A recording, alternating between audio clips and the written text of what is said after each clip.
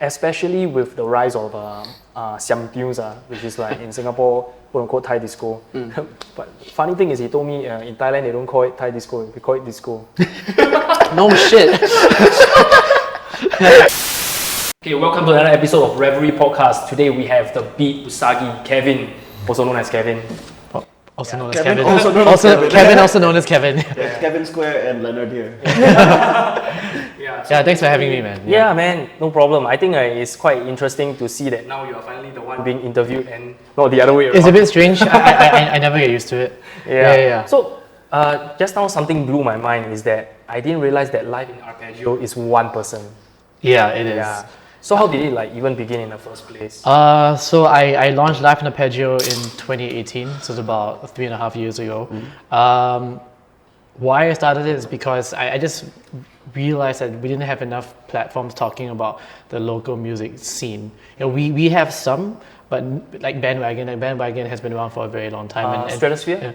Stratosphere, they're more street culture, right? Okay. And in terms of the music scene, they've kind of tone down the coverage for the local music scene. You have Popwire that does some, Hero 65, which is part of Bandwagon. City Nomads, they do a bit. Female, they're starting to do a bit. But there wasn't really anyone really focusing on the electronic music scene, the party scene. Like Bandwagon, they're probably the most famous one right now. Yes. But they focus on more, bands, right? Live bands. And there's a lot going on in that scene. Big Duck Music, shout out to Big Duck, shout out to Isaac, shout out to GX. They're another independent blog that's also talking about the music scene, but their focus for now is more on live bands. So there was kind of a gap that I wanted to talk about, but at the same time, that's what I'm more passionate about as well. So my background, I've been writing about the local music scene for more than 10 years. Before Live in Arpeggio, what was... You're working for another company? Yeah, so I was bouncing around between different magazines, different publications. So my first actual full-time job, and this is where I realized that I really, really wanted to write about the scene, was, I'm not sure if you remember this magazine called Juice. Yes. Yeah. You were part of that. I was part of Juice, yeah. Iconic. I was part of Juice, at the time, iconic street culture magazine. They did, underground music, fashion, makeup, tech, lifestyle, you name it. I was part of Juice between from late 2012 to 2015, and I joined as the music writer. So I was spearheading the music section. I did about 24 issues, and that was when I started to realize, it's funny because I was discovering the scene. I was going for gigs, but I wasn't really writing about it yet. So I kind of had to show people that I was serious about this. So, and what I always believe that if you're going to write about something, you need to support. And what I mean is you need to actually actively put yourself out there, go to these places, say hi to the people organizing. Basically, you need to be on the ground. You need to be on the ground. Otherwise, you're just a shadow in the background. And not to say you can't do that, but I feel like if you want to really, really stand for authenticity, you need to put yourself out there. So being a Juice kind of helped me. It gave me that stepping stone. And then after that, I was in a few other publications. And fast forward to 2018, I'm actually not in publishing anymore. I'm actually in advertising as a copywriter, so I'm still writing. But for my passion, I needed to keep on writing about the music scene, and that's how Live in Arpeggio came about. An outlet. Yeah, exactly, an outlet. And then from writing to now producing your own EP, Re-Behavior, which you just launched like a couple of weeks back from the date that this podcast is aired. Yeah, I believe the EP is officially out on 12th May. We had a launch party last week, actually just 5 days ago at Tough Club.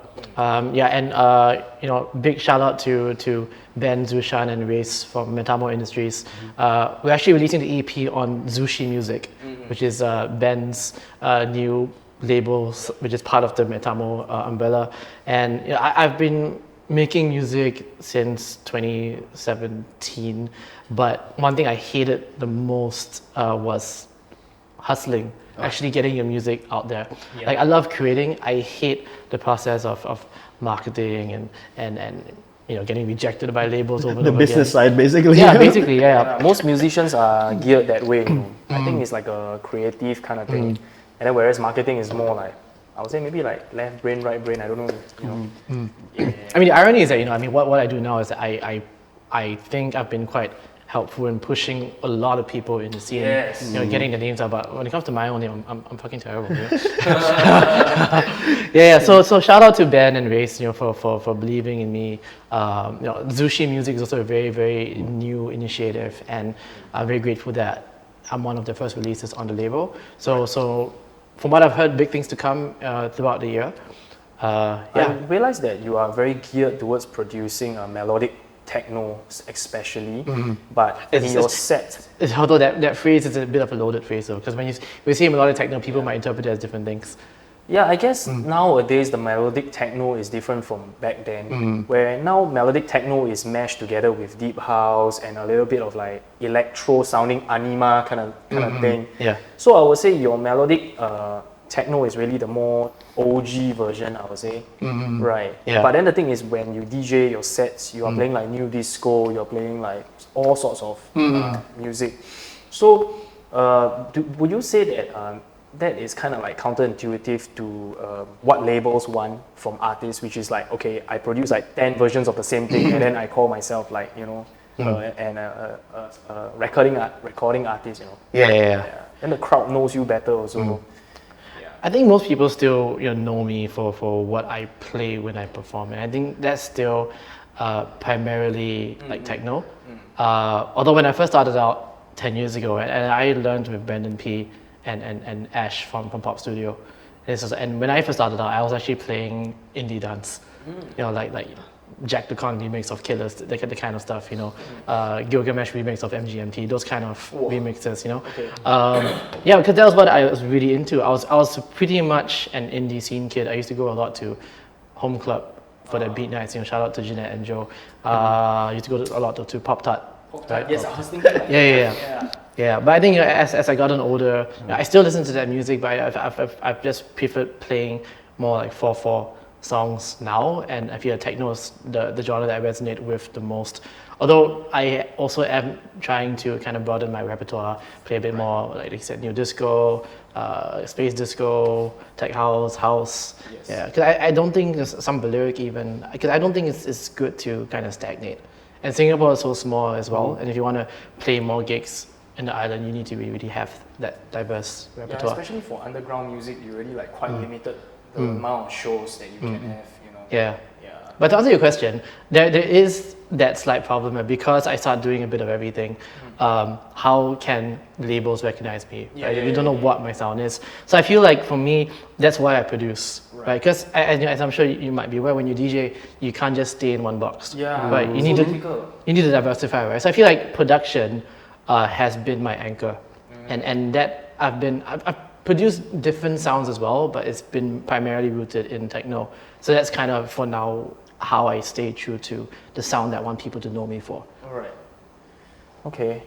So yesterday I posted this question to Steve Monstercat as well. Like, is techno really a genre that is like more, you take DJing more seriously? Like, because if you realize, right, pop or other forms of EDM, right, the producer is the king, you know. Oh, I make this song and then I just go down there and press play. Boom. That's the effect. But techno is like the whole journey, how you manipulate, how you create that set. And then, you know, people don't really come here to request songs, you know, as much as like if it was a pop music concert or a pop music DJ set, or a typical EDM DJ set, where they are more like, hey, play this, I want to hear this, I don't care about your journey. But techno is more focused on your skills, look at Carl Cox, you know, all the kind of stuff that he's doing. But I think that's an interesting question, right? Because then you need to ask yourself, what is the role of the DJ? Right? What does being a DJ actually mean? Some might argue that being a DJ is playing the right song at the right time for the right people. So an open format DJ who listens to the crowd, you know, a wedding DJ, right? That might be, you know, that is him or her doing their job as a DJ. Right. If you're talking about being a DJ, it's about technicalities, you know, or having strong technique, then I would say hip hop DJs are probably the best DJs, because they are the ones who, you yourself, a turntablist, right? I have no idea how people do that for myself, personally speaking. So when I see all that happening, that just blows my mind, right? But yeah, you know, for whether it's techno or house, or unless the role of a DJ is to tell a story, right? And then you talked about creating a journey, and yes, you know, and then you do have that that responsibility to educate people and not always play the same things that people want to hear. So it really depends on what the role of the DJ is. If your role of the DJ is to make millions of dollars and sell out big festivals, then an EDM DJ is technically a DJ. Right. So it's like technically within the DJ sphere itself, you have like different occupations, like different kind of, I wouldn't say subgenre of DJs. Can you consider that? Yeah, different styles, I guess. Wearing different hats, right? Yeah, wearing different hats. Yeah. But then the thing is, the mainstream DJ is the most well-known one, and then everybody expects you to be that. Yeah. Then you just yeah. Well, I can't say much for mainstream DJs. Like, say if you look at a headliner Coachella EDM set, how much of that is routine? How much of that is programmed? Maybe it is. Maybe some DJs mix it up. Maybe they do some transitions. Maybe some of them don't. Have you seen speaking about Coachella, right? Have you seen the latest Frank Ocean thing? I heard about it. I didn't watch it, but I was reading so many articles about it. Yeah. Right? Such. I mean, okay. No offense to Frank Ocean fans out there, but I'm like, what the hell? I don't know. Is this like a creative angle that he's taking? Because there's a period where Kanye came out to perform, and then he's just wearing a diamond-studded mask, and then people is like, "Hey, take off that mask, and then he start doing a freestyle a cappella of why he's not gonna take out that mask because all of you gonna ask me for an IG photo and interrupt my flow and the things that I'm trying to express. So, do you think that this 3-song performance that a lot of people call a flop is something that is like he did it like with intent, or it really is like a combination of a lot, like maybe personal problems back there, he don't have mood anymore or something like that? Well, if we're talking about Frank specifically, I think he mentioned that because his brother or his sibling passed away, so I think he did kind of explain that on stage. So you could say that's what kind of justified his odd performance. But I think Frank's also different. It's interesting because he doesn't really perform. I think he performs like once every few years, right? So I think the fact that we're talking about it is something, right? You've created talkability, you've created a performance, whether it's 3 songs or 10 songs, that people will talk about for years to come. Probably not for the best reasons, but yeah, I mean, that's just the way the industry is. You look at Kanye, right? I am personally not a fan of Kanye. I think he's an asshole. I think he's a bigot, right? But look at him, right? He's still doing fine. Yeah, even though brands are dropping him, but he's still relevant. People are still throwing parties in tribute of him, which confuses me, if you ask me honestly. Well, everybody will think. Everybody thinks that like good publicity. Any publicity is actually still publicity, even good, bad, whatever it is. Yeah. So even that's why you see his ex-wife Kim Kardashian is like literally like that as well. Like he did the sex tape thing. Now she's one of the millionaires now. She's one of the top in the. Is she still considered an A-lister? No, definitely, yeah. Of course, yes. Yeah, So, no matter what it is, even though let's say you flop a DJ set or whatever, and people write about it, it's still publicity, bro. Yeah. I think there are limits, of course. Obviously, if you are a serial rapist, for instance, then you should just burn in hell, bro. And there's no campaign can save your ass, right? But like you said, I think any publicity is still better than it creates talkability, like Frank Ocean, right? I mean, I'm just glad I wasn't there. I'm glad I didn't pay money to watch that train wreck. But it'll still go on. Coachella, these big festivals will still go on. Yeah. So despite whatever the intent it might be, right, it's really up to the audience to perceive it, lah. Yeah, and then it might be good publicity for the next upcoming album. I seriously, honestly, never checked out Frank Ocean until I heard this drama, and then I go to his Spotify, So maybe it triggers something in people. Yeah. But looking at the Frank Ocean strategy, right, of like I drop one album, then 6 years, bye-bye. Then I come back again, I do some drama, then I bye-bye again. So do you think that is like feasible? Because Frank Ocean really is, no matter what you think about him, right, he's really one of the geniuses of our era. And his music speaks for itself. And it's literally like an Adele effect, where you come in, drop a song, bye. Next year, do the same thing, and it's hit after hit. It's like Calvin Harris also, how long never hear a song, and then now suddenly miracles come out. Yeah, so do you think it is something sustainable for, let's say, new artists or versus veteran artists? I think it depends on your status, right? I think if you're someone as enigmatic or mysterious as Frank Ocean, or then you or say like, I can't think of another artist right now, but if you create music that people will talk about, that will get Like Kendrick maybe? Kendrick. Okay, I'm not the biggest fan, so I can't see how often he releases his music. Very long, like 4-5 years, then one album. Humble still being played until now. Oh yeah. But I think if you're a newer artist, it also depends on where you're at. The infrastructure in your country. If you're in like Southeast Asia or Asia, I think you need to be producing a bit more regularly. I think one good example is Nigel Foxella, right? Where he puts out stuff like monster. every month. But I also think because he has to. I think he needs to keep putting music out now and out, getting label recognition because he needs to go big, go fast. I believe when Miran first started, he was putting a lot of music at the beginning, and look where that got him, right? But I think once you reach a point where you're so big, I think you can kind of slow down your horses a little bit, right? Not a DJ, but like Jasmine Sokko, right? She also, when she first started, she was self-producing lots of music, and now she's big in China, big in Singapore even. So I think it really depends on where you're at, and how supportive a team you have pushing you as well. Actually, that's a common thing that actually Steve said as well. You need to have a team behind you. Yeah, it's not a one-man show as an artist. Yeah. Yeah. But it all starts with one person, and how do you inspire people to join your tribe? You have to have something that they are willing to fight for. Yeah, in a sense. Yeah. Speaking of Mern, I think people that reach a certain status, the bigger they go, right? They have more eyeballs on them, and then the pressure to come up with something like mind-blowing, it will be more. That's why I guess it tends to translate into slower releases. Maybe they have to have more gimmicks behind the release. Like the Calvin Harris recent Miracle drop, they have like a church cover, so they are in a church with the reverb of the whole church, and then I think you need to be more like intentional with your music, especially when the pressure is on, right? And people don't want you, being a one-trick pony. You have to keep adapting, right? Look at Skrillex.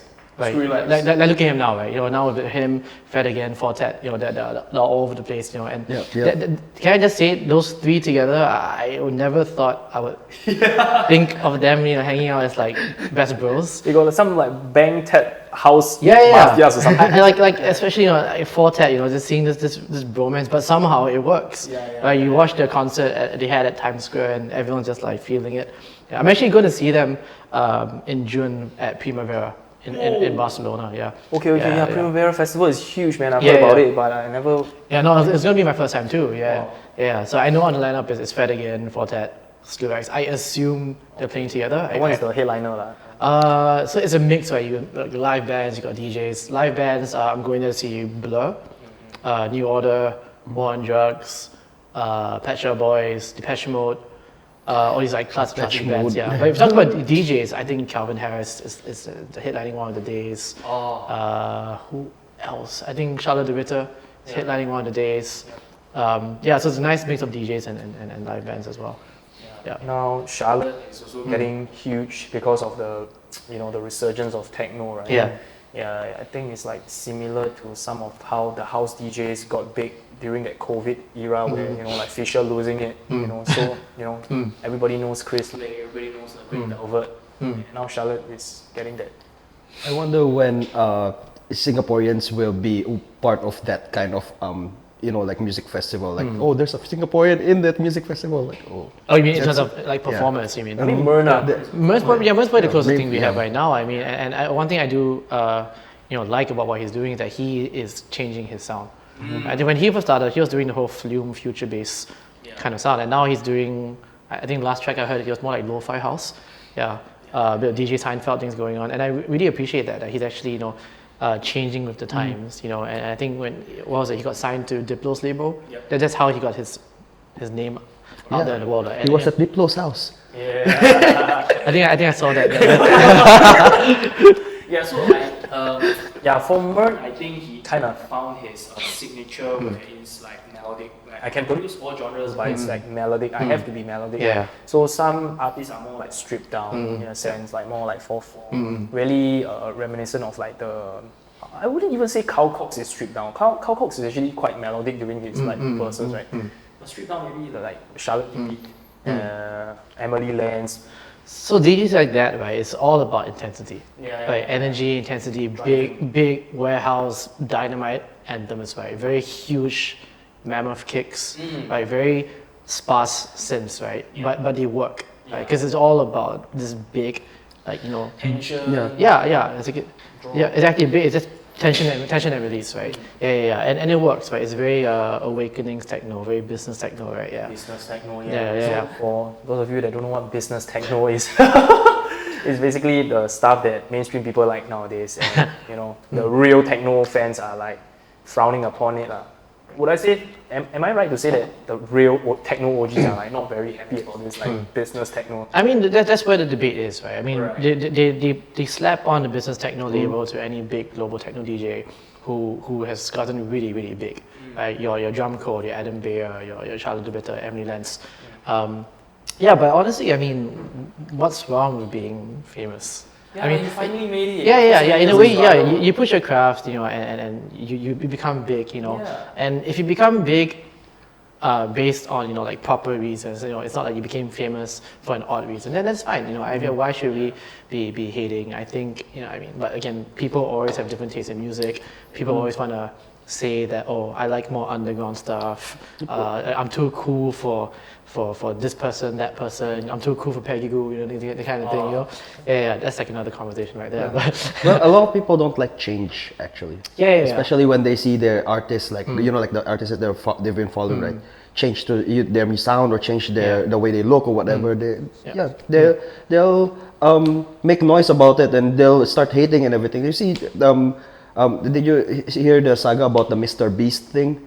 When who's Mr. Beast, the biggest YouTuber in the world right now. Okay. So basically, he got this group of boys that's always together with him, like his homies like that. So they do a lot of challenges together and all this stuff.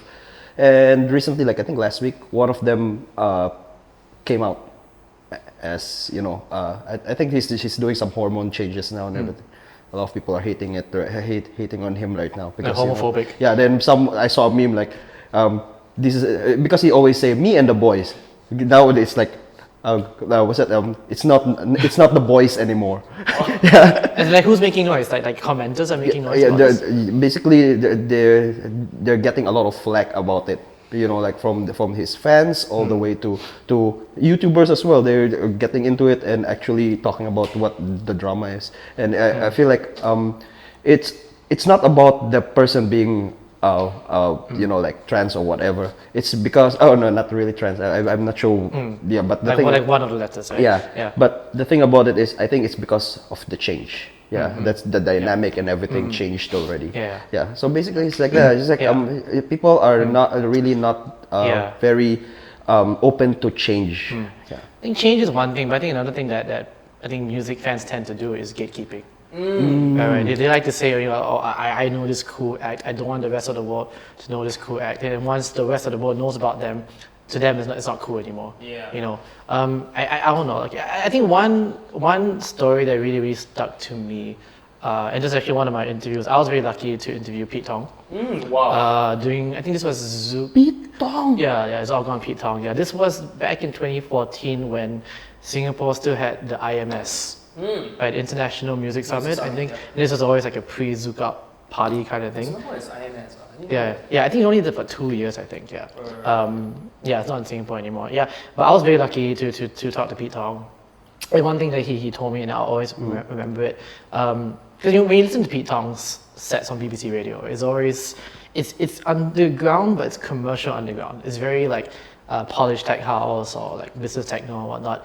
And then he talked about EDM, and I was like, what is your stance on EDM? Is it affecting underground music? Is it diluting party music? And he told me, EDM is like a funnel, right? Imagine a funnel with a big mouth, right? You get as many people as possible to be invested in this world, right? And sure, they're dancing around this funnel, but if you dance around long enough, eventually you reach the bottom of the funnel. And that's when it becomes distilled and a concentrated essence, right? And if you're willing to stay in the funnel long enough, you go deeper and deeper, nicher and nicher, and that's when you find out more about the party scene. Maybe from EDM you realize you like psytrance, maybe you realize you like drum and bass, right? And that really stuck to me. So like I don't really think there's a point in like, say mocking people who are commercial or hating on people who are commercial. Let them enjoy whoever they want. I like this music, you like that music. Why should we hate on each other or Why discriminate? yeah, exactly. Why discriminate? And that's not what music is made for. Right? And then especially when, like for example, people like Charlotte DeWitt, right? You are like big. Like Charlotte DeWitt raps techno, and then she became big, right? Shouldn't the techno people be celebrating like, hey, one of our people became famous? It's like Mern, Singaporean, and play at Tomorrowland. We're like, whoa, Yeah, I guess it should be this way rather than not cool anymore. I mean, it is, right? I mean, and that's why you see her like headlining, Awakenings, right? Which is one of the biggest techno festivals. Tomorrowland also. Yeah, exactly. Tomorrowland. Yeah, exactly. And yeah, exactly. For a mainstream festival like Tomorrowland, and someone like Charlotte DeWitt is headlining, that speaks volumes about like I think change will happen, and some people are stubborn to change, but I feel like you have to, right? I mean, let's talk about partygoers' perception to music now. That makes my article is dance music getting faster and harder. Right, and that's something that's just really, really true. When I used to go for techno gigs, say like at headquarters, right, pre-COVID, 2016, 2017, it's a very different techno from what you hear like nowadays. Nowadays it's like at least 140 BPM. It's always very, very like sharp, shrill synthesizers. Yes. Right, it's all very fast, lots of like vocal samples, and it's faster and harder, and the kids are really, really getting into it. And I think the argument is that because of COVID, people were kind of trapped in their own homes, right? So they want a release, they want the extreme. Vent their frustration, revenge spending. Like the revenge spending, revenge partying, and like we talked about it just now. That's why like drum and bass is so big now, right? I believe in Clock and Flap, right? There were a lot of side stages with drum and bass music, and I heard that was really, really popular. And I heard places like Drip, right? They have some psytrance nights, I believe. Yeah. They're regular Saturdays or something. Yeah, and then not to mention hardstyle, right? That is just like a whole another thing altogether, right? I mean, if you go to an EDM festival, correct me if I'm wrong, hardstyle is probably more popular than your usual big room now. Yeah. It's like the especially with the rise of siam tunes, which is like in Singapore, quote unquote Thai disco. But funny thing is, he told me in Thailand they don't call it Thai disco, they call it disco. No shit.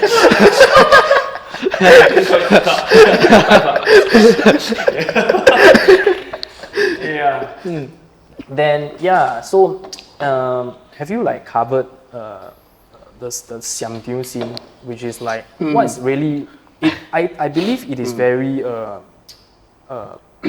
quintessential in affecting Singaporeans' taste in music. Don't you think so?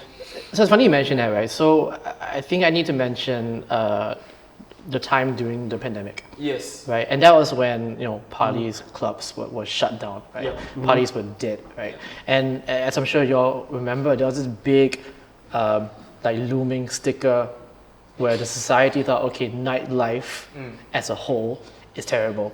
Nightlife, it's vice. Nightlife is poisonous. Non-essential. And and non-essential workers. Exactly. Yeah. And then they're going to open last, right? Yes. But I think one reason for that is because the authorities, they clumped like parties, with what you see in Siam Deals, right? With your Thai discos and your brothels and your seedy activities, right? Yep. So when people thought of nightlife, they couldn't separate like party scene and the Siam Deals, right? But there's always a part of me that kind of wanted to, because I think that I champion local nightlife. But I think there's this side that I haven't fully dived into yet, which is covering these Siam Deals. But part of me is also like, do they want the coverage? Yeah. Do they want the support? Do they really want this guy snooping around, asking them questions? Yeah. But funny story, one of my most popular stories, and it still continues to get a lot of traffic to this day, was when I did a story with Ipanema. Yeah, so even okay, it's not a Siam Teo. That's the club in Orchard Towers, Yes, right? Orchard Towers. Yeah, so it's not a Siam Teo, but it's an Orchard Towers, which is known for all these Vices. well, I was going to say like controversial spots. Let's put it that way, right? And it's that story is doing well. Like people really want to know more about what's happening at Orchard Towers, So I think, yeah, if I had more people under me, because I'm still a one-man show, I would like to explore more about the Siam Teo scene and hope I don't get chased out by uncles. And We'll hook you up, bro. we'll hook you up. yeah. We'll introduce you to all the Siam Teo DJs and everything, so that at least you got some people to actually interview. Yeah, because I assume that there's a big network of Siam Teo DJs. Yeah, well, the thing about it is, as DJs, right, we actually know each other, and we're a small community, so we actually, sometimes as a commercial DJ, right, you'll see me in Siam Teo just having fun there, partying with my friends, because I feel like this kind of things, there's no like boundaries where you want to associate yourself with. So like I'm friends with people like Mern and all this stuff. I'm friends with people like LENERD and all this stuff. But the thing is, the underground scene, it's still considered an underground scene at the Siam Teo. So I'm friends with them as well, and I feel like a lot of them are actually trying to get out of that and go to the commercial scene. Yeah, you should dig into that, bro, because like the Siam Teo scene now, right, is evolving into they want to go commercial. Yeah, so I want to ask you, 'cause I haven't really had much experience in Siam Teo. So the music they play is like Eurodance, Manyao, Vina House. Vina, that's the Vietnamese one, right? Vina House, right. So yeah, when I went to Vietnam, when I go last year for Equation Festival, which is just like rave in a cave, right? I had some time in Hanoi, and I'll just go to random clubs and I'll hear this very, very fast signature speed house, right? And then I realized that was Vina House, right? And then that was just something completely different. Yeah, but the drop is very catchy, right? it's very catchy, yeah, but also maybe not something I can listen to for 3 hours in a row, Yeah, in Vietnam, really, like the speakers they had were just really, really loud. Like I think everyone there is like half deaf or something. Is it like loud as in like not equally balanced? Yeah, they were Very high, right? Yeah, very high, very sharp. The subs were like really, really loud. Maybe that's what they want to emphasize, for all we know. I'm pretty, I'm pretty sure of some of the sounds as well. There is not mastered at all as well. It's like literally raw, and they just put it out there. But can I just say that the underground parties in Vietnam, it's really, really happening right now. Like in Hanoi and Ho Chi Minh, they really know their taste in music. They're really, really broad in what they explore. And like I said, Equation is a festival that if you ever want to party in a cave, it's really so it's in a cave. So it's an actual like I would love that. So it's a limestone cave. It's about like 12 meters, might be even more. Fits about 600 people. And it's mostly like underground, like techno, house, psychedelia and all that. But it's really quite an experience. And then they project visuals on the cave, on the stalagmites and all that. So it's really quite a surreal experience. One day I want to go. Yeah, I'm gonna dress up as Batman. You probably could. Yeah. And then you can climb the thing and just like hang Shout from the loudspeaker, "Hey, who enters my cave?"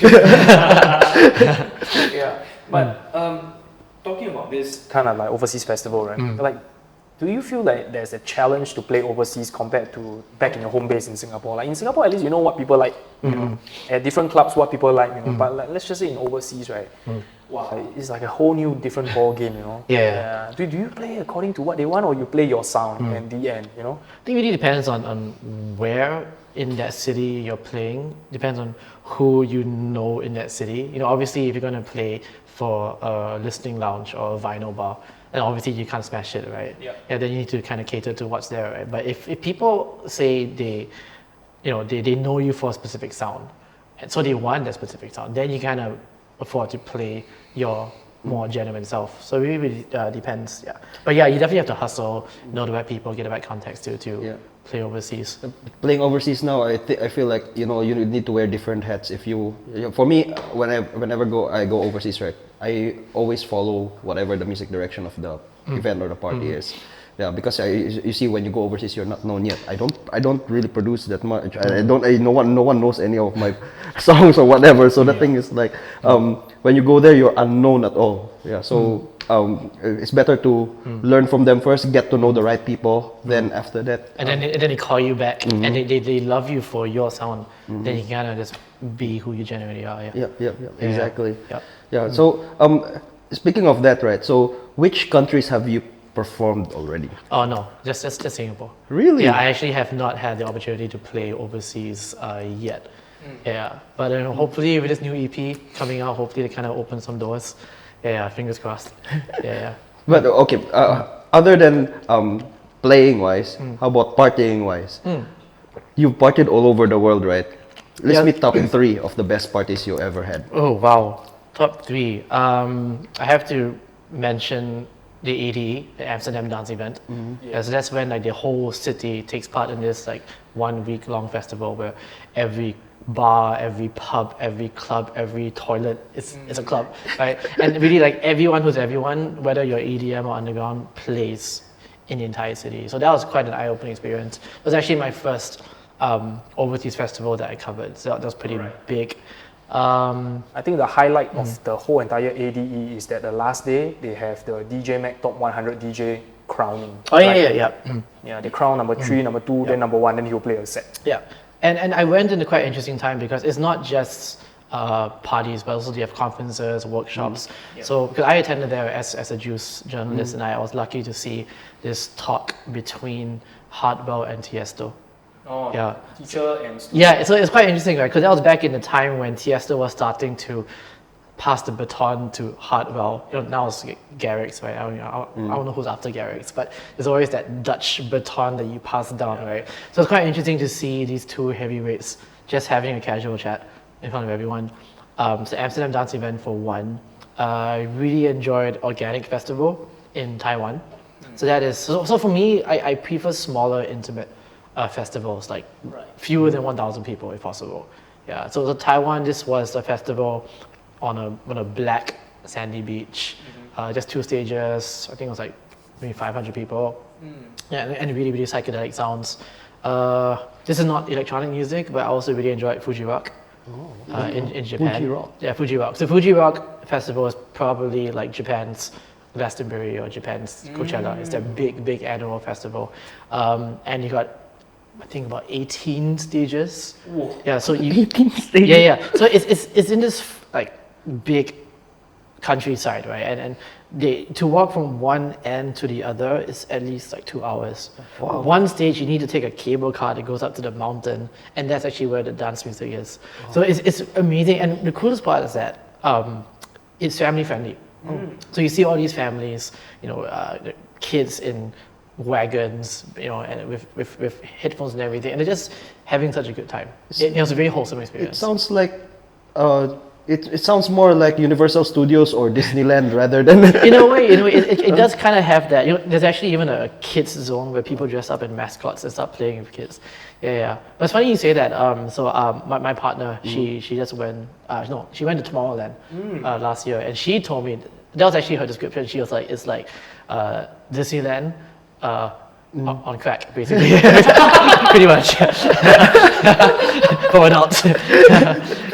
What's Tomorrowland like? Is it like 2 weekends or just 1 weekend or? So I believe it's 3 weekends. No, I think 3 weekends? No, but it's only on the weekend. So it's not it's not 21 days. It's just so you can still work. Yeah, you can still work. Yeah. So I think it's for those people that attend all the way, they just book 1 month flight. Probably, yeah. Probably these. So they go find part-time job there. Yeah, it's the same for Coachella. They have weekends. I think 2 or 3 weekends. Yeah. But I did go for this festival. This is a festival in Vietnam called Episode with a Z. That is a 11-day festival in Phu Quoc Island. Yeah, but I couldn't do the whole thing. I only did like 6 days of the festival. Do you feel like it's too much, 11 days, or it's like really? I actually had friends who did the full 11 days. So it starts on 30th December. Carl Cox actually played New Year's, the countdown. And then you stay on until like the 9th or the 10th. And they play everything from drum and bass to minimal, deep tech. Yeah, so that was quite a cool experience as well. Yeah, I actually fractured my ribs at this festival. Holy shit. Yeah, How do you fracture your ribs on a festival, bro? Yes, You do the worm. Yeah, and also I got a bit tipsy. There are these tree houses that he built. They're very nice, but tree houses and alcohol don't exactly mix super well. So I kind of missed like 6 steps, and my ribs landed on the arm bar. And at the point in time, because everyone can see you, right? So you just kind of shake it off, right? And then I was like, you know what? I'm just gonna keep partying. It's okay. It's probably just a bruise, right? Next morning I woke up. This was probably day 2 out of 6, right? Because I went for 6 days. I woke up lying in bed. I'm like, literally wheezing. Like, why am I in excruciating pain? Turns out I didn't know I had like 2 hairline fractures on my ribs, but I stayed on the festival. What the heck? and just drank enough to not feel anything and just keep going. Yeah, You're a legend, bro. yeah. So the moment I came home, like I went straight to the A&E, and the nurse was like, "What the hell?" Like, I saw the X-ray, 2 lines. How do they like fix a broken? For hairline fracture, there's nothing you can do about it. You just have to. They will heal by themselves. So might as well just stay the whole way. Like, 11 days. exactly, you just have to, endure the pain because it was really, really painful. Yeah. Every time you breathe, every time you cough, you sneeze, it feels like being jabbed from within. Yeah. But I guess that's how much I love music, man. So we're talking about a lot about overseas festival, right? We can shift our focus to like artists like Wukong, like Mern, like Moxide. Moxide is a hard-based DJ that's based in China, but Singaporean. And then Wukong, of course, is also hard-based DJ, hard dance DJ based in Vietnam. Oh, is he based in Vietnam? Yeah, no, he's based, and he's the music director for 1900, the Vietnamese club. So Mern is also predominantly in US. So would you say that if you are a Singaporean, it's easier to be accepted overseas compared to your own country? That's the problem for any like local musician, whether you're a producer or a live musician, right? First of all, Singapore, we just don't have a big enough infrastructure. We don't have a big enough population to support someone's fame, right? And that's why people like people like Myrni, based in some of the US, people like Lin Ying, right? She sang the National Day song, but I think she moved to LA recently. The National Day song was so highly acclaimed. Yeah, but the thing is, even if the whole Singapore loves you, that's only like 6 million people. It's not going to get you the stardom that you want, right? Not to mention there's still that perception that Singaporean musicians are just not as good as the Western counterparts, right? But the funny thing now is that actually I think that the shift is, the spotlight is shifting to Asia. I think a lot of people are focusing on Asia a lot more, in Southeast Asia. Right. But I think it is easy if you want to become like a global star. I think it's just easier to move to the US, or you move to Europe. If you're an underground DJ producer, maybe you move to Berlin. Places like that. Maybe you move to the Netherlands if you want to do EDM. The other day we were speaking to Erwin Linden, and then he got his break in Thailand. And before he got all the contacts to India, to Berlin, and that kind of thing. So he was doing the full moon parties, right? Yeah. Would you encourage like Singaporeans to like just step out of your comfort zone, travel more often, do free shows until eventually you get the right contacts to sustain yourself? I think there's a limit to that. I mean, know your worth also. Like, don't always do free shows also. But no, definitely. I mean, you can play in Singapore over and over again, but eventually you're going to be playing to the same crowd. Yeah. There's another thing about the local party scene, where it's so small that it's nice, right? It's pros and cons, right? I think one thing that's great about the local scene is that it really does feel like a community, right? You can go alone, right? Whether you're a local or an expat that's new to Singapore, you can go alone and you'll see like familiar faces. The bad thing is that you keep seeing the same faces over and over again. So I think you should challenge yourself, and I speak for myself as well, to eventually play, start around the region, play in Malaysia, play in Vietnam, play in Thailand, right? And especially in Singapore, so small, right? We'll be like, hey, Marky gonna book medics. Oh shit, we can't do our night now, because we are doing the same genre, something like that. We have to like constantly avoid it. But whereas in overseas, they don't really have such a problem because it's so big, so many people. Exactly. You can have medics playing one stage, another stage may Hardwell. It can happen simultaneously. Because it's a population issue, right? We just don't have enough people. Think about it, right? In Singapore, how much % of the population actually goes for parties? let's just say 1%. Let's say 1%. Yeah. And if you're an underground DJ, what percent of that percentage Yeah, goes? around 1%. Right, is it like 0.01%, Yeah. you know? And then who goes to drum and bass? Maybe 0.01%. that Who likes hardstyle? Maybe 0.05%. But in the end, it's just not a lot, you know? Yeah. So it definitely helps to, you know, go overseas and build your fan base. But again, maybe, I don't know, to keep working for free, I think it comes to a point you need to know your worth and not sell yourself short. Yeah. You've played overseas, have you? Yeah, but I do overseas gig under Zouk because we are promoting the Zouk Out Festival. So I've done some overseas shows like China, Korea, and Indonesia as well. Yeah, but then the thing is, I would say that's where my initial question to you is like, when you go to overseas, right, you are literally at their territory and you have no idea what they play. And then you don't really have any point of, you know, like especially if you are being sent to a particular country by another entity or your owners, right? You don't really have much control, so you don't know anybody there. Versus like if you find the contact yourself, you can like, you know, chat with the guy for like a couple of weeks before you go there and find out more information. Yeah. The thing about it is when you go overseas, right? Another way to look at this is that when you go there, you're actually not only representing yourself, you're representing your country. Yeah. So basically, when that happens, right? A lot of the local DJs there will, based on experience, a lot of them will try to actually eat you up. So It's like a mini competition. yeah, so some of them will try to fuck with the DJ set Really? first before you get in. So you need to really like look out for, you know, but some of them are most of them are really nice. Like literally, they'll help you out and dude, what do you need and everything. But some of them will actually like play the best songs already before you come in. So when you get on the stage, like, what the fuck, dude? But yeah, all of this happened to me already. But the thing about it is that you need to be prepared when you go overseas. You need to know really. You need to know your shit. Yeah, you cannot be like, okay, I know how to DJ and I think I know roughly what they like, what kind of sound they like. Then you go there and like perform. No, you need to know way more than that. Yeah, you need to have enough like wisdom, enough like tracks in your library to know how to adapt for any situation. Right? Yeah. You need to basically have plan B, plan C, plan D. Yeah, so that at least when you get there, no matter who fucks with you or whatever happens, you know, like from song wise to equipment wise, you know what to do. Yeah. Yeah. I think it's interesting you mentioned that because I feel that, especially now, okay, so in Singapore, we have so many events, so many you know, DJs coming up to play. But I think one thing that I need to like reinforce, right, is performance etiquette.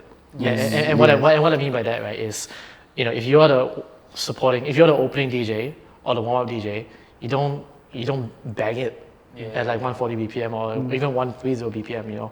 I think a lot of, you know, not say a lot of people do it, but people do kind of neglect that, right? They don't realize that they're there to sculpt a vibe from 9 p.m. to 4 a.m. Well, if you start banging at 9 p.m., then Well, you see it this way. It's based on the culture as well. Here in Singapore, there's always this unwritten culture. Almost everybody knows that culture. The one that, you know, like they give you a certain timing. You know in your head what kind of songs you should play and everything. But in other countries, right, they don't even do sound checks and everything. Like literally, because some, you know, like their culture there is like, the DJs will play 3 gigs in one night every day. So they literally just go there, put in thumb drive, play for an hour, go to the next venue, play for an hour. Yeah, it's like that. So, and they play their own sound. They won't hear what you played, even though let's say you play Titanium already, that you're the previous DJ before him. He'll just come like maybe 5 minutes or what, or, you know, like even some of them like literally 1 minute before the performance, he'll just get on stage, put in stem I think that sounds more like a festival situation, right? clubs, bro. Even in clubs, clubs? bro. Yeah. Wow. That's why it's like you need to know the culture of the DJs there as well, because some of them are literally not taught this. You know, they So international, you know, like we're very exposed to the international scene that so much in Singapore that, you know, like we know this etiquette, but some of the places don't have that culture. That's a shame. And I think especially since Singaporeans, right, come out so late to party, around 1 then we come. You know, all of us want to be VIPs, right? So we only want to party 1 to 3, and then all the best tracks have to be squeezed in there. Yeah. And then it has to be fast, it has to be hard hitting. That's probably what influence the kind of music taste that we like as well. And then we can also look at some examples like Chainsmokers, where they are producing a lot of indie singer-songwriter kind of stuff. But then when you see them on stage, it's like redeem hard trap and everything, head banging. You know, suddenly take out piano, then sing, then go back to hard trap again. So would you say that you would produce something, but then you have a performance set? Maybe? Yeah. Is that the way to go right now? The interesting thing about my situation is that I think what I produce, especially my later tracks, is more for, how you say, it's more... Listening. No, it's actually the other way around. More It's actually dance. really, really like hard and banging. But when I like to play, I like to kind of take, listeners on the journey. So I like to start, mellow. I like to kind of take it deep and hypnotic, to the point where sometimes I'm not wondering, okay, now how can I squeeze my own productions in here? So it's like that's why I always feel like me and production is like it's a different side of me that I'm still trying to weave into like my sets. I feel, But I think it's very important. So like for me, I actually like warming up. I like opening sets because that's when you can really, really try new things and not be, super predictable. Opening set is like usually longer, so you It depends, more runway. Also. Yeah, you can try new things, you can educate people. Yeah. That's what I was telling him actually. I told him that during Revelry, can you put me at opening set every single time? Because I'm actually trying new stuff. Like let's say, this is the only place where you actually can, let's say new music come out that's not really, like somewhat-ish not the sound that you want on your event. You can actually play it there. Yeah. Like you can squeeze it there, So and you got 2 hours or maybe 3 hours to literally play around with things. Yeah. Then you can experiment which one works. You can see, you can crowd read and everything. Are they listening to this music? Like, are they vibing to it and everything? So I feel like that's a way to experiment. And I like how you said it. Like you're open to this kind of things because a lot of people don't like to be warm-up DJs. Yeah. I think another big role of the DJ is to inform and to educate. You shouldn't just be a cookie cutter who just play the same thing over and over and over again. The opening DJ kind of like tests what song can work, then the main set DJ will take. So in like a night setting, like let's say back in the day when I was residenting at Zouk, right? I would always try new stuff, and then I'm like, hey, this could possibly work. And then I will discuss it with my colleagues, and then they will take it for main set when they're doing main set, So it's like a constant, trial and error kind of thing. And over at Revelry, which is why we're also quite confusing because mainstream people think that we are underground people think that we are mainstream, but technically we are like on time, we are on time, where we will tend to play tracks that are released today or 4 hours ago. And then sometimes you cannot fit in the main set, but it's dope, right? We know that it's not going to rock the dance floor, but we love it. We will do it at the pre-main set or the early hour set. Then slowly it will work its way to our main set when our country is ready. But predominantly, most of these kind of tracks are already banging overseas. Yeah. And as you know, Singapore is a little bit slow, right? So with the introduction of Spotify, do you feel like there's still this problem? Since Spotify is so international already, right? Why is our country still slow to adapt? That's a good point. I feel like you don't have an excuse anymore. I feel like the basic habit of a DJ is that you should be constantly digging for music. You should constantly be looking for new songs and not stagnate, right? And with like your Spotify, SoundCloud, Bandcamp, even Beatport, right? You have new songs at your disposal straight away. You have no reason not to kind of, Now with Beat Source and Tidal, you can stream. I heard about this, and DJ. So like literally the song released now, you get it. That kind of. Yeah. Well, okay, I think around 2007-ish, I went to the US, and that's when, the song "No One" by Alicia Keys just came out. Yeah, it was being played all over the radio, almost like every single hour. It's being requested and everything for like the whole time. I think 1 month-ish I was there, right? It's being played the whole time. Then the thing about it is, no one. When I came back to Singapore, no one is playing it at all. 3 to 4 months later, then it started coming in the radios, and that's how late we are that time. But now there's Spotify and everything. How come we're still late? Yeah. But I guess it also has to do with scene spreading. Like for example, if let's just say he make a song, like he has his 3-song EP, Rebehavior, right?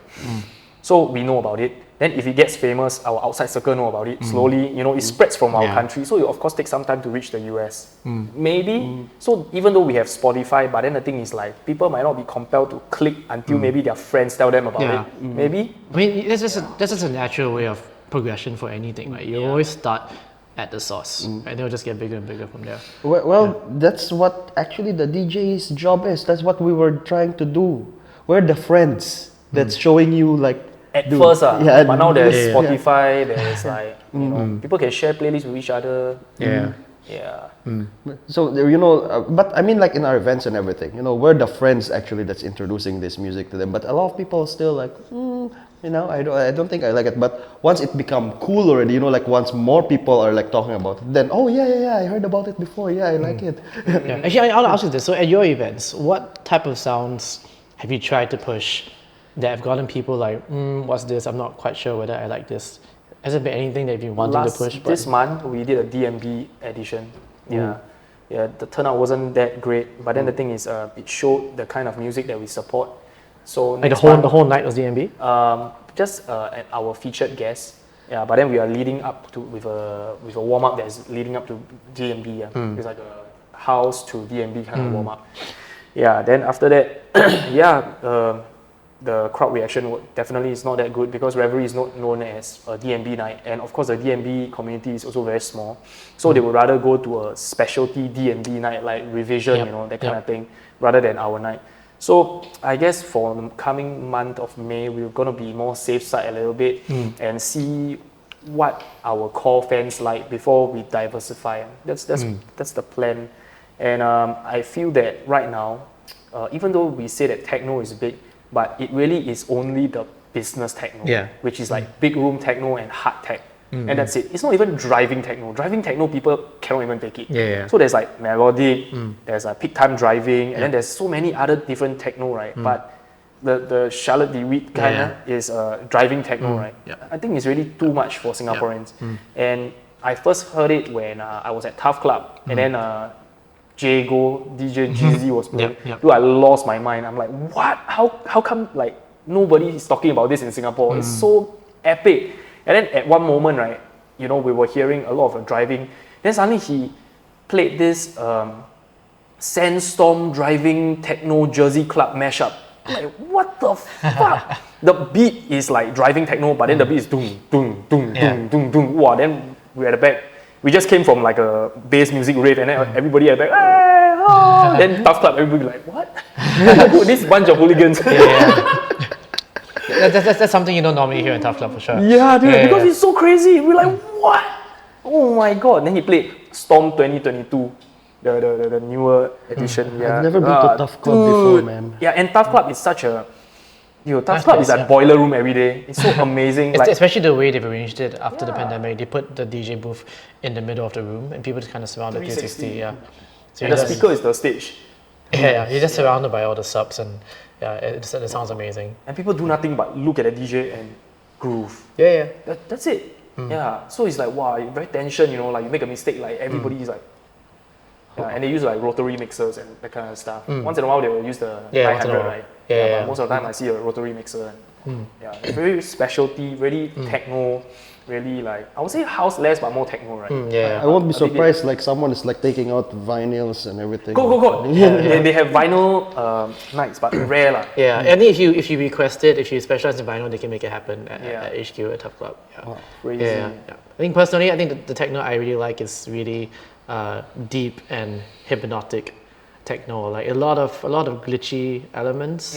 I like people like Suteok Mass, a lot of the Japanese techno DJs like DJ Nobu, Wata Igarashi. I really like this sound. It's kind of locks you in this like cavern of noise. There's this DJ Analog something YouTube channel. Analog, right? It's like the whole entire studio is like full of plants one, and then they are like doing vinyl DJing and all that. Right. Yeah, I saw Dean from like Dark in the Wax DJ. Yeah. Right. He was like featured on one of the episodes, and wow, it's damn cool. And then he's like playing a mix of like Japanese techno, right? And everybody's like, oh, this mix is so good, like, and then it's like from Singapore, and I feel so proud, of this moment.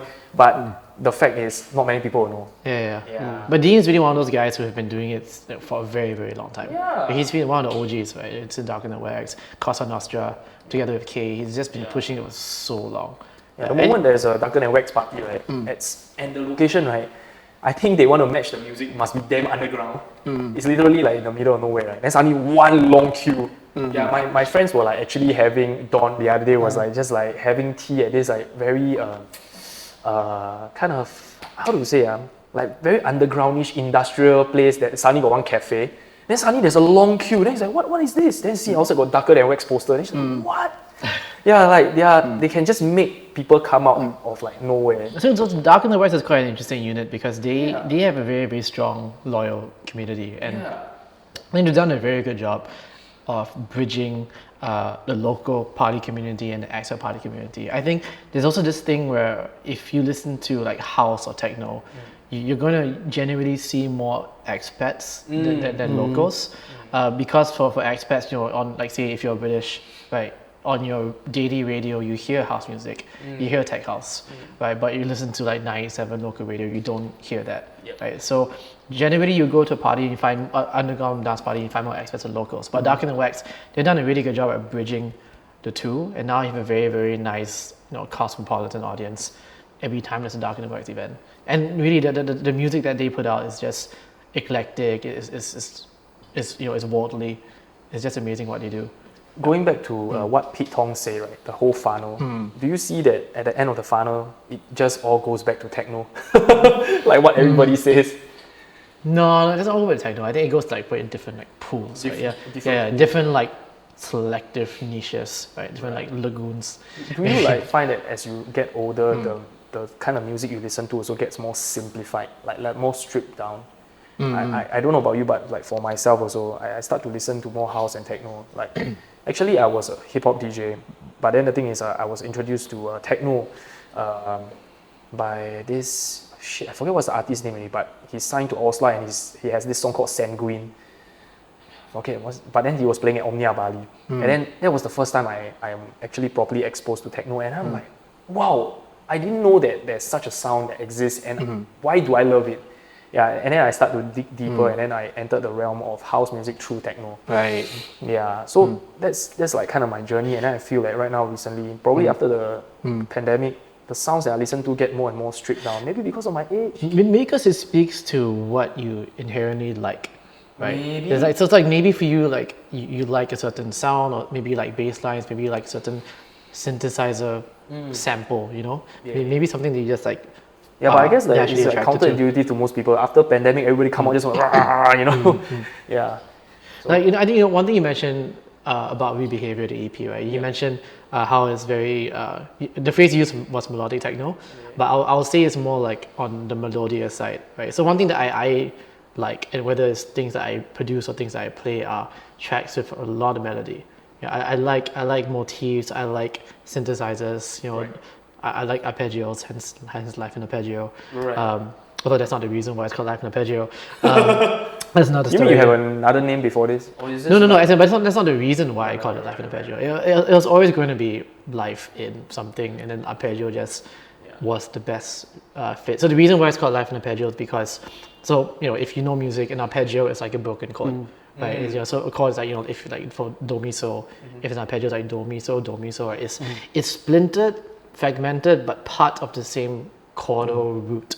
And to me, that root, that common denominator, was the local music scene. But I wanted to cover the different facets of it, be it club culture, bars, DJs, live bands, and that's why Life in Arpeggio just kind of made sense. Genius, bro. I mean, it's. I guess I'm an advertising bro. That's a great name. That's a great name. Dude, I like it. I do this for a living. So but so I'm attracted to melodies, and I think for Rebehavior, I do use that a lot. And particularly, I think the music that I produce nowadays is techno inspired by chiptune. Yeah. So when I mean chiptune, is like imagine Nintendo, like 1980s Nintendo. Yeah, in a way, hence my IG handle 8-Bit Usagi. I've always, so I'm a geek. Right? I love video games. I love 8-bit sounds. You use like MIDI fighters. No, I actually kind of want to get one though. Yeah, currently all of my. Your branding, dude. I know, right? If I perform live, I should totally use it. Yeah. I know, right? No, everything I produce now is still in the box. I still use like digital plugins. It's no major hardware yet, but yeah, that's the kind of sound that bright, sweet synthesizer sound. That's a little bit glitchy as well. That Game Boy sound. That's something that I combine with techno. Just buy a Nokia phone and just record all the. Actually, you'd be surprised, man. If you sample, last time we had a ringtone, so you come. If I were to take that and sample and put it in a techno track, I think people would go crazy. Yeah, that's yeah. right. You should do that. Idea. Stealing that, yeah. Whenever I hear about people being a geek, right? It's mostly about all the animes and all that stuff. So have you finished Naruto already? No, I never got into Naruto. No, but you see, there's geek, and then there's otaku, and then there's a weeaboo, right? It's different tiers of. So which one are you? More technical. No, this is just be technical. I don't know what subgenre of geek this is. Do you play musical instruments? I grew up playing piano. I played drums and a little bit of bass. I had a band back in 2012 where I was a singer. Yeah, that lasted for like a hot minute. So what were we talking about before that? We were talking about Subgenres of nerd. Yeah. No, man. I mean, I watched some anime, played a lot of video games. In your band, right? Are you? What kind of music do you play? What genres do you play? So I had this band back in I think 2010 to early 2013 called Sapporo Safaris, and Safaris. we were like an 8 to 9 piece band, and we were inspired by big collectives like Arcade Fire, Broken Social Scene. So we would combine rock with folk elements. So we had trumpets, and we would just combine them with rock music. Yeah. Where do you usually play these kind of things? Dude? Well, we were lucky to play at Esplanade a couple of times. That was nice. Yeah, we were basically playing the gig circuit here and there, and then we all graduated from school, and then we had a breakup. Yeah. Did you get to play in the Bay side, the Bay Bay Beats? Beats? Yeah. No, we auditioned for one of the years for Bay Beats, but the funny thing is that we didn't get into Bay Beats, but we got into Esplanade's. I think it was called an All Things New series, which was actually even better for us because Bay Beats you only get a half an hour slot, but for that slot at Esplanade we played 2 45-minute slots, which is even better. So and dude, that was literally your show. In a way, yeah. So, but that was like a lifetime ago, having a live band. Yeah, but music has always been something I gravitate towards for sure. Are you going to, like your music direction side? Are you going to inculcate any more live instruments? I've been considering incorporating the bass a bit more. So I like live basses. If you listen to groups like Tycho, like Tycho, he uses the bass a lot. If you listen to like New Order, listen to Peter Hook, he plays a lot of bass but on the high strings. Yeah. That's the kind of sound I might want to consider putting into my sounds. The question is, does it fit with techno? That's something that there's this technotic. They are trending on like Facebook and TikTok. Where it's like 3 guys, one guy is playing the bass, another one is playing the drums, and another guy will be playing a random instrument. Oh yeah, like a printer. Like a vacuum cleaner. Yeah, like a vacuum cleaner. Yeah, I've seen that. Yeah. And then the melody is like, not bad. Right? Walao, it's damn good. And when I search like bass music, like, I was like expecting like Excision or Virtual Riot or Skrillex. Then it come out like people playing bass guitar. That's bass music for you. If there's one thing I want to see more from the local scene, it's like live bands that incorporate dance music into their performance. So there are maybe like few of them, like, have you heard of Mantravine? So it's called Mantravine. Mantravine. Yeah, Mantravine. So they've played at Wonderful. They've played actually at many festivals all around the world. Local, Singaporean mostly, yeah. And then they combine like dance music with like live instrumentation. Yeah, so I really, really love performances like that. Yeah, just blending the two, Something like Timmy Trumpet kind of vibes. Well, so his is more like EDM. Theirs is more spiritual, tribal. Those kind of circular thing that they like press with Oh, their... you mean the hang pad, the hang drum, right? Yeah. Is it something like that? I think they had a member that used to play that, but not anymore. Yeah. The moment you play that, it means you're underground music. Yeah, really underground, bro. You'll see all these females with what elephant pants, you know that. Oh yeah. The one you get from Thailand, right? Yeah, those kind will come in already and everything. Underground DJ starter pack. Yeah. This is actually a meme, yeah, or like Psytrance starter pack. Like, Yeah, so talking about re-behavior, so it's about adapting to the life after COVID. yeah. So it's kind of reminding myself how to behave as a producer. Yeah. I think during COVID, I was just very, I'm sure we all felt the same way. We were all lethargic. We were all just kind of bummed out. It's not the best ecosystem to be creative, especially since parties were dead, right? So I think just forcing myself to go back to Ableton, just like jamming around, is that conditioning, right? That reconditioning, and that's why it's called re-behavior. And then I think trying to find like a sound that I was really really comfortable with, which like I said was techno mixed with video gamey elements. So that's something that's I'm trying to rediscover about myself. And I think the process really really taught me that I actually really enjoyed making this kind of sound, and this could be something that I could explore in the near future. Right. Yeah. Then during the COVID period, I guess you were also like boiling this album, in the midst. But what about like your day to day? Do you still continue the same day job, or the routine is the same? Yeah. So again, my day job, I'm in advertising, so that can be quite soul sucking, very tiring. Agency, right? Yeah, exactly. It's an agency. I'm sure agency life, right? So that's why for me, I need that outlet, and that's why life in arpeggio has been a huge avenue of expression for me. It's one I enjoy helping out the scene, obviously, but I think for myself, I just like writing about it.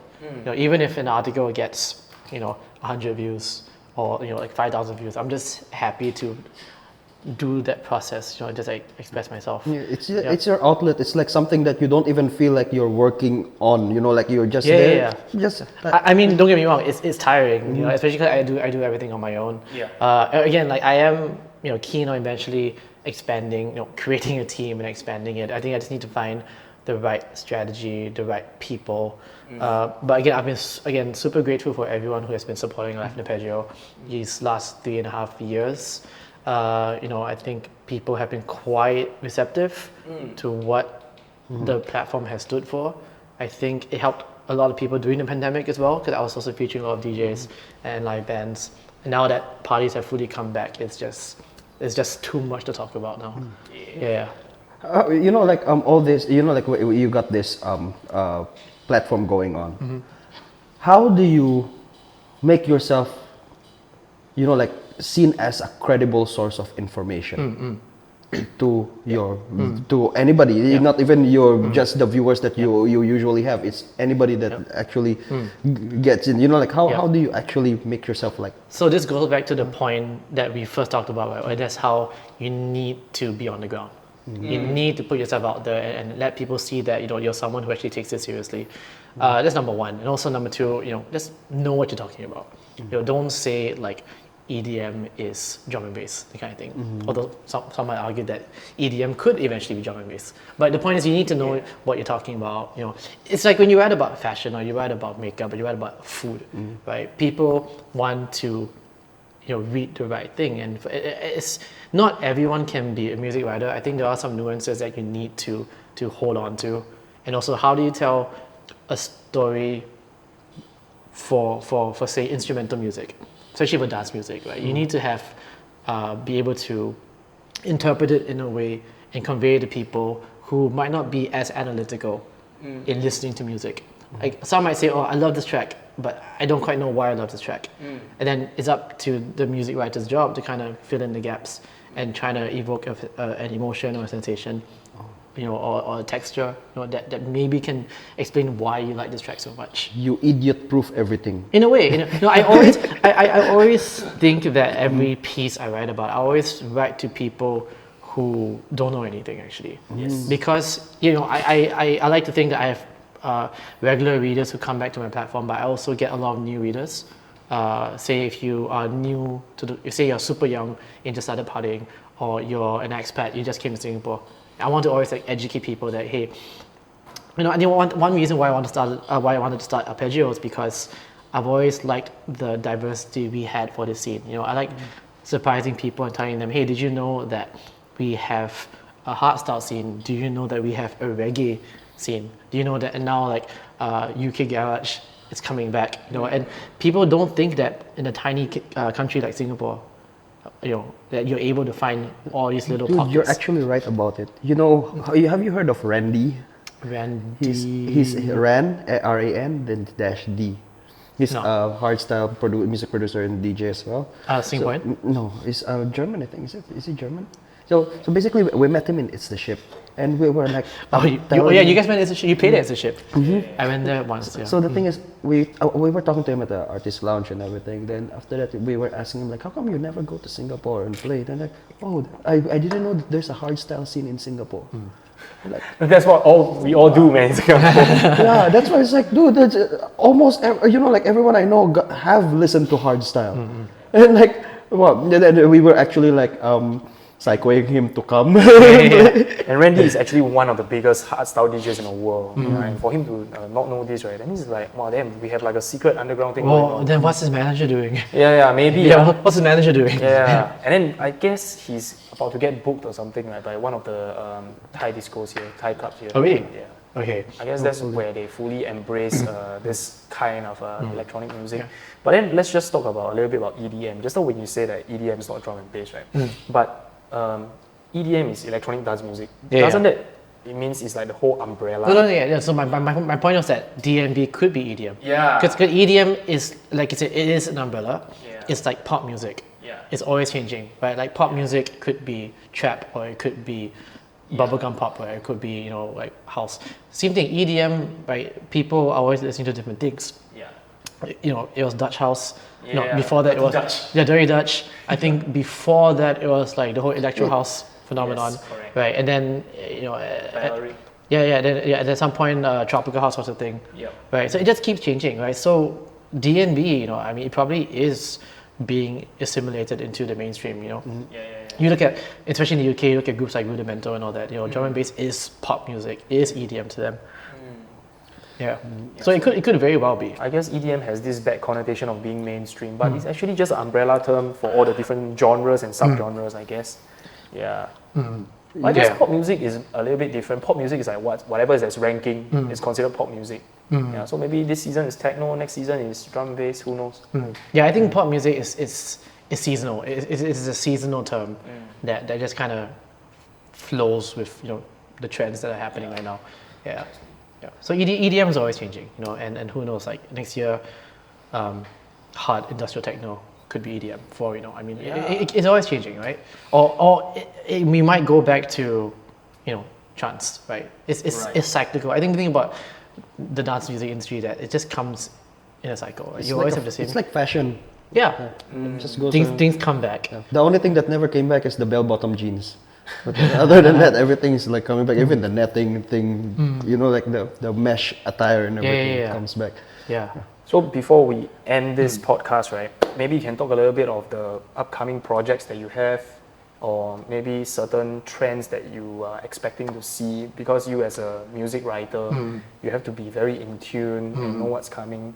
Yeah. So maybe you can share a little bit with us, and maybe potentially who else we can interview as well. Yeah, you can actually recommend us some people. Yeah, so I think one thing I mentioned earlier, so about people to recommend on the show, is that I think you should really, you know, show more love for the women in our scene. You know, I think the people that you featured so far have been men. You know, but again, there's so many great women doing things, you know, like pushing collectives, pushing art, pushing culture, and we have so many. Like one thing that I do for Arpeggio is that I have this series called the 15-minute Flash Mix.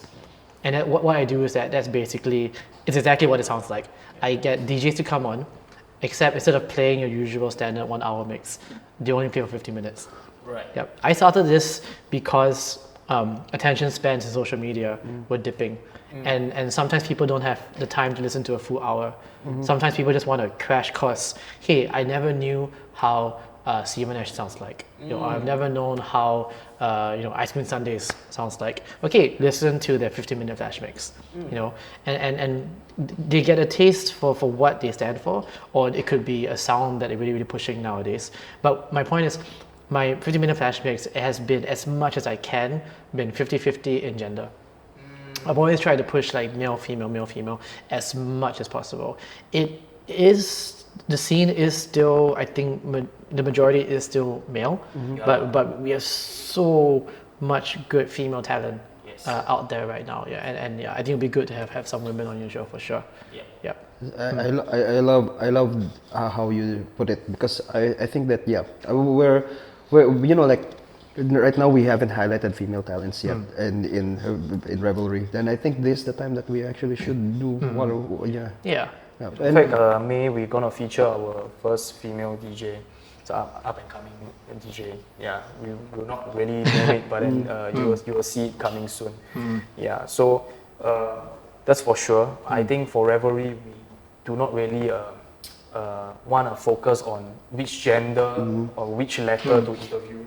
If this person made a change, right? We want you, you know. Yeah, this person created something awesome. We want you. Yeah, yeah. So really, we're really looking forward to getting more people to interview. But as a matter of fact, now because limited manpower, we can only do this once a week. But man, I don't understand how Joe Rogan do 3 interviews a day, and each interview is like freaking 3 hours. It's freaking insane. I just all the editing after that, I just can't imagine. I do. So, yeah, man. I'm the editor. The sounds itself, dude. It's crazy. And then for yourself, in your upcoming, are you gonna like be more active in releasing music, or you're still very swamped with day job plus life in arpeggio? Yeah, I'm still trying to find a way to produce more content quicker for Live in Arpeggio. So, to anyone out there, if you want to contribute perhaps to Live in Arpeggio, just drop me a message on Instagram, or just email me, kevin@liveinarpeggio.com, and we'll talk and we'll see what we can do.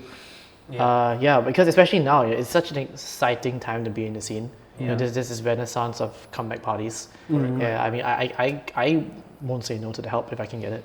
And especially with like techno becoming mainstream now, you see like the mainstream people and the underground people start to like gel a bit more than before COVID, you know. Yeah.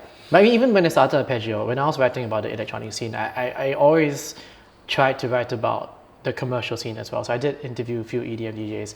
I did write about a few EDM parties. I just wrote for what was it, Legacy Festival? They have another Glow Heart Festival coming. Disney theme. Oh yeah, you want to talk about that? Do you want to talk about that? Do you have time to talk about that? Sure. So I don't know who these culture guys are, but when I saw this Disney thing, I thought it was an April Fool's joke. Yeah, and then I saw I went to the ticketing website because I wanted to make sure that I wasn't kind of getting pumped, right? Yeah. And then it was real. And then I believe they had to upgrade the venue from Hard Rock to Lux. And then it got sold out. You only could get table reservations, and it's just like amazing. And then that's why I wrote that piece, right? There is a sold out Disney party. What does that say about our party culture? And the point I was trying to make was that yes, like, as a DJ, you should play what people want to hear, but to what end? Yeah, to what end? Like where are the limits, right? I believe like culture, they also do like TikTok nights. Actually, I'm going to interview them like a couple of weeks. Yeah, I know. I've actually reached out to what's his name? Vera. Vera? Yeah, I reached out to Vera actually. So yeah, I'll reach out to you about that, Vera. I do want to chase them on this story because I think that they're onto something quite interesting. Yeah, I think it goes back to a point, right, about dance music, party music should be about fun, right? It's about connecting people. You shouldn't like gatekeep too much and say like, oh, you can only play this kind of music or that kind of music. If it gets people together and if it eventually like the funnel brings them down different routes, then that's great. Then we're helping everyone. Everybody wins. It's a win-win for everyone. Correct. So would you potentially see a Darker Than Wax culture collaboration one day? Probably not. I mean, if everybody wins, but maybe there are still certain walls that we cannot there are breach. still certain walls, But that's food for thought. Yeah. So thank you so much for being on this episode. Thanks for having me. Thanks. Really appreciate it. Amazing. Thank you.